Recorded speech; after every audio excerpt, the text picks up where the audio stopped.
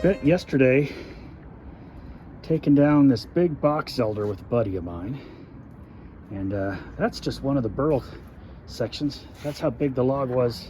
See all that beautiful burl? That's just the wedge that came out of the tree, and it weighs just about as much as I can get as I can carry. So it was a pretty big one. We got some nice big crotch pieces over here. I mean, just to give you a little idea on scale, here's my paw in the middle of that thing. Pretty good size. We've got an even bigger one here. And another crotch down there that hopefully we get something cool out of.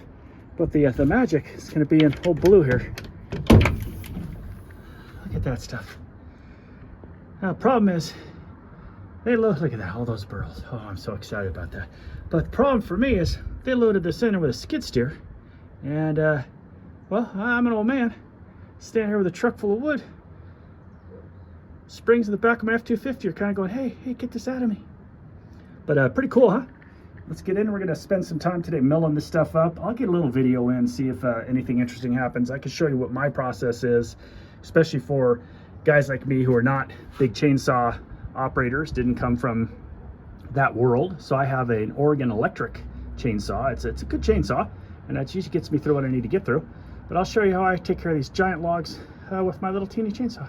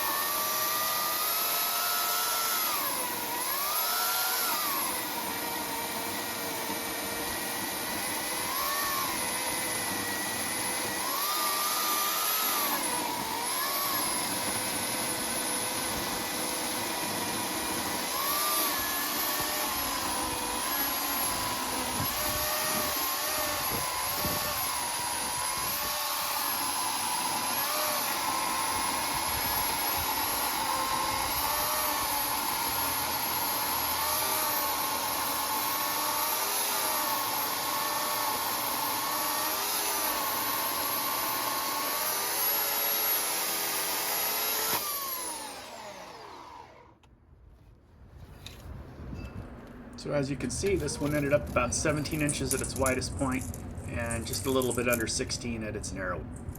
And from here, I just measure the length, which is the diameter plus 2 inches.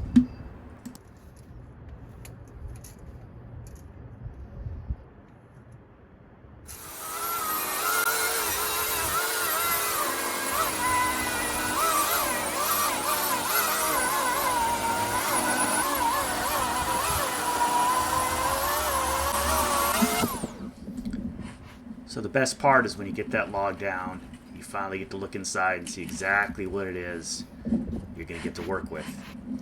And then it takes time. You got to lay out the, where do I want to cut it against which piths, which part of that log is going to make the best blank. So that's half the fun for me and part of the process. Here I've set it up on its side, and I'm going to cut across the grain, the long grain here, and split it in half.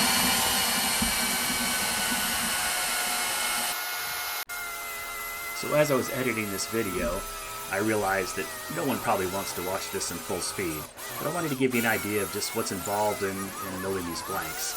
And again, I'm not a professional chainsawer. I'm using a home version. It's the Oregon Electric. It's been a great saw. It has an auto sharpener in it, a lot of features that really make it perfect for guys a little uncomfortable with a big gas-powered chainsaw. Again, chainsawing is a dangerous work. I'm showing you how I do things. I'm not making any recommendations. You're really responsible for your own safety. But as you can see, even with a little 15 amp saw, you can saw through a 17-inch log. Just take some time and some patience to get the blank set up exactly the way you want it.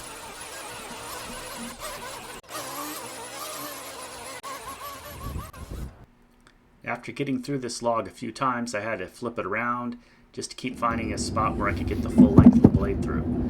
So my bar is 18 inches long, and it does cut. Just got to take some time to set it up. The second half, when I was cutting down to get the rest of the blank, I went ahead and stood it on its end and cut against the end grain, which is a little more difficult. It's harder on the blade, and I had to sharpen the blade. In the end, it's worth the effort. You can use your little electric saws, saw these big logs up at some beautiful bulb lengths. Just takes a little bit of patience. Be mindful of your safety. And look what you end up with. The next step is to get in there and mark out your blanks. Find out what the largest diameter you can get out of them. At least that's my preference. I like the big bowls. And look at where the grain's going to line up. Figure out exactly what you want to cut off. And then get it over back out on the chainsaw block and cut off the corners to make it a little easier on that first turn. So before I get mine to the lathe and drill the center hole for the wormwood screw, this is what mine will look like. All the corners have been knocked off and it's ready to mount on the lathe.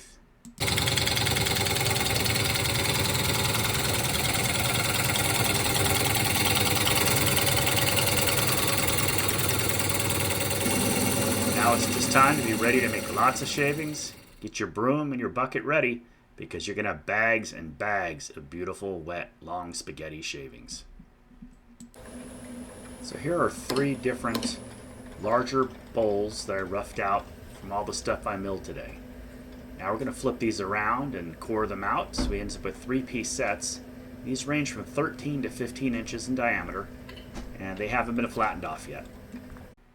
So in my coring process, I like to start by taking out the larger medium core.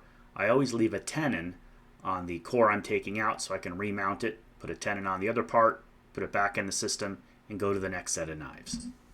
So after I've cored out the center, smaller bowl, I'll take these over to my workbench and coat them all in sealer and get them ready for the kiln. I usually let them sit out overnight, covered in my PVA sealer, before putting them in the kiln to dry. They'll usually be ready to turn again in 2 to 3 weeks.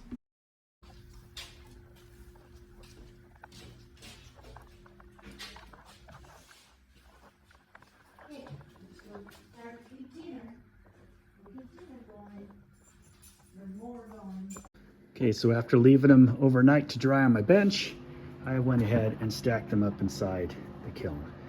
Got those, I guess, 9 box elder burl bowls there. I got one little one up there from an offcut that I did off camera just for fun.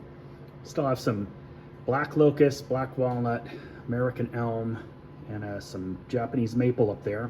And then I have my blocks down here that when I cut them up, I seal the ends and then stick them in the kiln. And I get about 80% of them turn out without any cracks. Then they're ready to turn, you know, after 4 or 5 weeks. So I have some nice dry wood.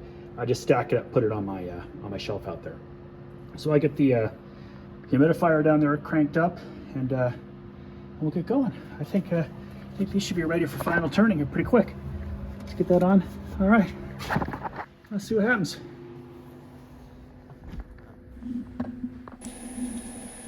And that is why I love working with salvage trees. This one tree could have caused thousands of dollars in damage, landed on the roof of the garage, and now it's on its way to becoming something lasting and a nice memento and remembrance of a once beautiful and majestic box elder. Well, that kind of wraps up this short little episode of how I salvage my trees and make more bowl blanks and core and get everything in the kiln. Hope you enjoyed it. If you did, I'd sure appreciate a like. Comments really help me out, lets me know what you're interested in seeing. And if you share it with somebody, boy, it helps my channel grow. Until next week, get out there and turn something.